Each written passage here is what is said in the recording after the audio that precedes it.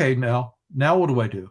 And I heard the Spirit say, throw it into the water. We're in the Tangier Sound, this area of the Chesapeake Bay between the mainland and Tangier Island. And he said, declare at the top of your lungs, revival to the shellfish. Okay. Wow. I was working without a script, so I didn't know what I was doing. I was just listening and speaking. So we do this. And then we get back to where we left from, and everybody goes home. About a week later, I think it was 11 days later, the mayor of the island calls me. He's a waterman. And the people on Tangier Island, they have been isolated for so long that they still speak with an Elizabethan accent from colonial days. Their accent is totally different from any place else where we live. You can tell a Tangier Island person. So, and they're very underspoken. They're given to understatement. So you have to sort of interpret what they're telling you.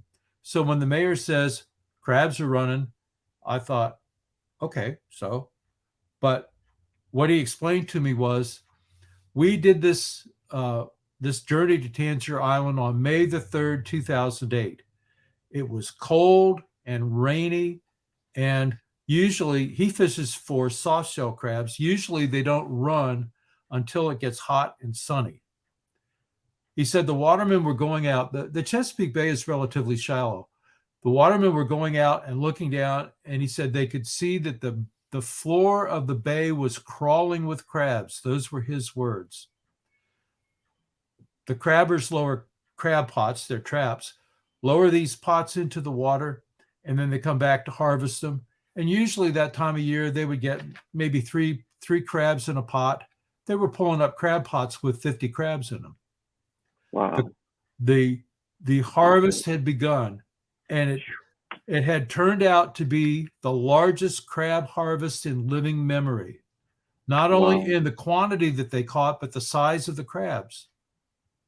When the crab harvest was over, the oystermen had been sitting out the winters. Usually they would refit their boats and go out for oysters, but the cost of gasoline was up and they weren't catching enough to make any money. They were going in the hole, so they were just sitting out the winters. But they refitted their boats and went out. And I saw the mayor later that year around Christmas time, and he said every man caught his limit. So there was a revival of the shellfish in the bay, and it broke out right in the area of the bay, the Tangier Sound, where we had thrown in the oyster shell.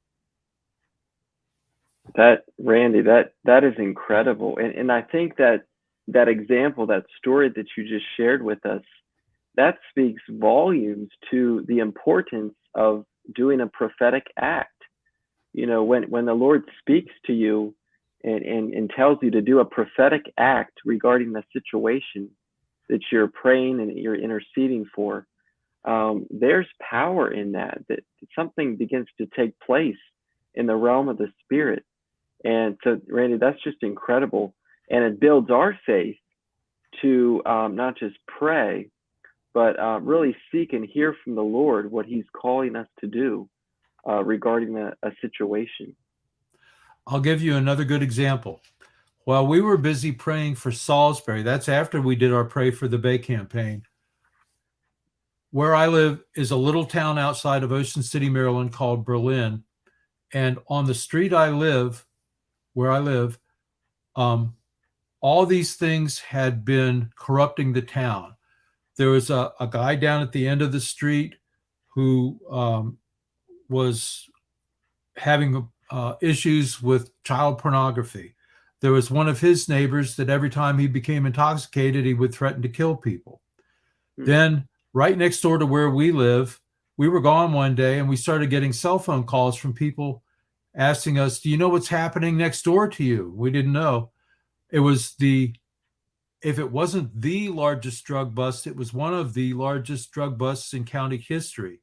It was the whole thing like you'd see on a crime show. The troopers came, the sheriff's department came, the tactical team came. They were dressed in their fatigues. They had automatic weapons. They taped the place off with yellow tape, and they took down the house. And they found 2 kilos of cocaine in an outbuilding. Fortunately, someone else had hidden those there and not the owner of the house, not our neighbor. So he did not actually end up getting in trouble for that, but it was a terrible thing.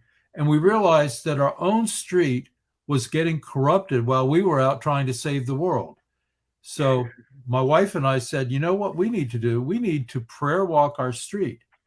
So we started on a Saturday morning. We took communion. We anointed the soles of our shoes, and we walked the street and prayed. And every time we got to one of these houses of offense, we would stop there and take communion again and pray. And we realized that we were making inroads into darkness, because at one of the houses, I remember, the language that came out of the windows at us, and they couldn't hear what we were saying. So it was really the presence of the Lord that was agitating them. It wasn't just that they overheard our prayers and didn't like them, but the language that came out the windows showed us that we were making inroads into darkness. So we walked to one end of the street, and then we backtracked and walked to the other end of the street, the head of the street, the gate of our street, where the town war memorial is. So realizing that that was a gate, we took communion. We poured out some oil and some wine. We, symbolic of a covenant, we used salt, and as a preservative, that was the significance of salt in a covenant. And so we thought, we were thinking back to what we had done in Salisbury, where it was really the Lord that gave us the names of those 4 gates in Salisbury, and they were all uplifting, positive, scriptural names. So we asked the Lord, what's the name of this gate? Thinking that he was going to tell us something like that. But because of all the things that were happening on our street, this is what the Lord said. He said, the name of this gate is perversion until you change it. If you don't name your gates, someone else will. Wow. So there we were. We were shocked, and we thought, okay, what do we do now? Well, obviously we renamed the gate. So we went through all the things that we had done before and did them again, and had another ceremony, if you will, to name the gate. And we asked the Lord, what should we name this gate? He said, call it Journey, and call everyone who lives on this street into